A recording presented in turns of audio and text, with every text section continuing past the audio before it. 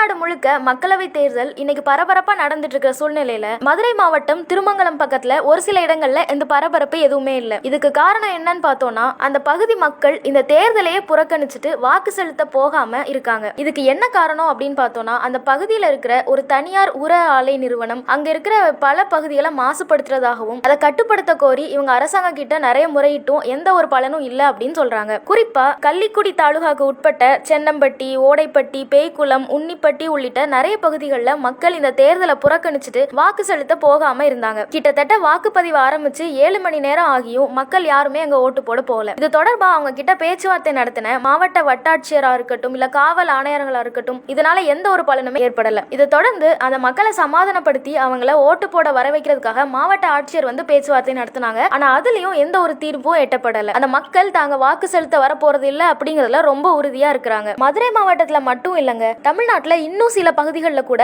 மக்கள் தேர்தலை புறக்கணிச்சுட்டு போராட்டம் நடத்துறாங்க. எங்கெல்லாம் அப்படின்னு பார்த்தோம்னா, தூத்துக்குடியில இருக்கிற பொட்டலூரணி அப்படிங்கிற ஒரு கிராமத்துல மக்கள் இந்த தேர்தலை புறக்கணிச்சிருக்காங்க. இதுக்கு என்ன காரணம் அப்படின்னு பார்த்தோம்னா, அந்த பகுதியில இருக்கிற ஒரு மீன் கழிவு ஆலைனால அந்த பகுதி முழுக்க மாசுபடுறதாகவும் அது குறித்து அரசாங்கத்துக்கிட்ட முறையிட்டும் எந்த ஒரு பலனுமே இல்லை அப்படின்னு அவங்க குற்றம் சாட்டுறாங்க. இதனால அந்த பகுதி மக்கள் எல்லாம் காலையில இருந்து வாக்கு செலுத்தவே வரல. அந்த பகுதி வாக்குச்சாவடி எல்லாம் அப்படியே வெறிச்சோடி காணப்படுது. தூத்துக்குடியில தான் இந்த நிலைமைன்னு பார்த்தா, இதே மாதிரி தர்மபுரி மாவட்டத்தில் இருக்கிற பாலக்காடு தொகுதிக்கு உட்பட்ட பல பகுதிகளில் இதே மாதிரி மக்கள் தேர்தலை புறக்கணிச்சிருக்காங்க. அவங்க தங்களுக்கு ரயில்வே பாலம் அமைச்சு தரணும் அப்படின்னு கோரிக்கை வச்சிருந்ததாகவும் அந்த கோரிக்கை நீண்ட நாட்களா நிறைவேற்றப்படாம இருக்கிறதாகவும் குற்றம் சாட்டுறாங்க. இதனால நாங்க தேர்தலுக்கு வந்து ஓட்டு போட மாட்டோம், எங்களோட கோரிக்கை எதுவுமே நீங்க நிறைவேற்ற மாட்டேங்கிறீங்க அப்படின்னு குற்றம் சாட்டி இந்த தேர்தலை புறக்கணிச்சிருக்காங்க. இதனால அந்த பகுதியிலும் வாக்குச்சாவடிகள் எல்லாம் வெறிச்சோடி காணப்படுது. இது மாதிரியே மரக்காணம் பகுதியில் இருக்கிற நடுக்குப்பம் அப்படிங்கிற ஒரு கிராமத்திலையும் மக்கள் தேர்தலை புறக்கணிச்சிருக்காங்க. அவங்களும் ரொம்ப காலமா அவங்க பகுதியில் நடந்துட்டு இருந்த கோவில் திருவிழாக்கள் போன்ற பண்டிகைகளை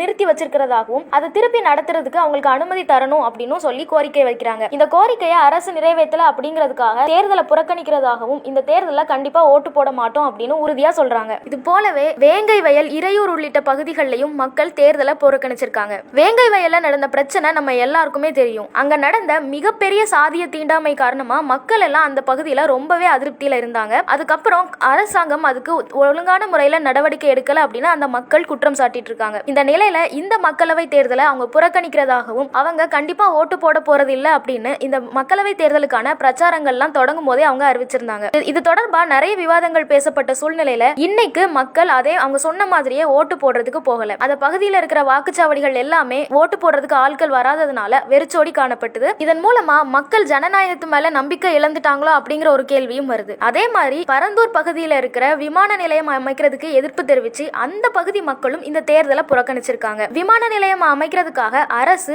வேளாண் விளைநிலங்களை கையகப்படுத்துறாங்க, இதை நாங்க ஒத்துக்க மாட்டோம், இதுக்கு எதிர்த்து நாங்க போராடுறோம் அப்படின்னு அவங்களும் முன்னாடி அறிவிச்சிருந்தாங்க. இந்த போராட்டத்தோட ஒரு பகுதியா இந்த மக்களவை தேர்தலோட அறிவிப்பு வெளியானதுல இருந்து நாங்க தேர்தலை புறக்கணிக்கிறோம், நாங்க யாருக்குமே வாக்கு செலுத்த போறது இல்ல அப்படின்னு அந்த மக்கள் சொல்லியிருந்தாங்க. அவங்க சொன்ன மாதிரியே இந்த தேர்தலை அவங்க புறக்கணிச்சிருக்காங்க. தேர்தல் இன்னைக்கு காலையில 7 மணிக்கு தொடங்குச்சு. 7 மணில இருந்து அந்த பகுதியில யாருமே வாக்கு செலுத்த வரல. இதனால அங்க இருக்கிற தேர்தல் அதிகாரிகள் எல்லாம் எப்படி இந்த மக்களை வாக்கு செலுத்த வைக்கிறதுன்னு தெரியாம யோசனையில இருக்கிறாங்க. இது பெரும் குழப்பத்தையும் ஏற்படுத்தியிருக்கு. தமிழ்நாடோட பல பகுதிகளில் மக்கள் இப்படி ஓட்டு போட போகாம இருக்கிறது ஜனநாயக நாட்டில் எந்த மாதிரியான ஒரு மனநிலைக்கு கொண்டு போய் அவங்களை தள்ளி இருக்கு அப்படிங்கறத பார்க்கும்போது ரொம்ப ஆச்சரியமா இருக்கு. இப்படி தங்களை ஓட்டு போடுற உரிமையே புறக்கணிச்சு அதில் கலந்துக்காம மக்கள் இருக்கிறது அரசாங்கத்துக்கு அழுத்தத்தை எந்த அளவுக்கு கொடுக்கும், இது சரியான முடிவா அப்படிங்கிறத பொறுத்திருந்து தான் பார்க்கணும்.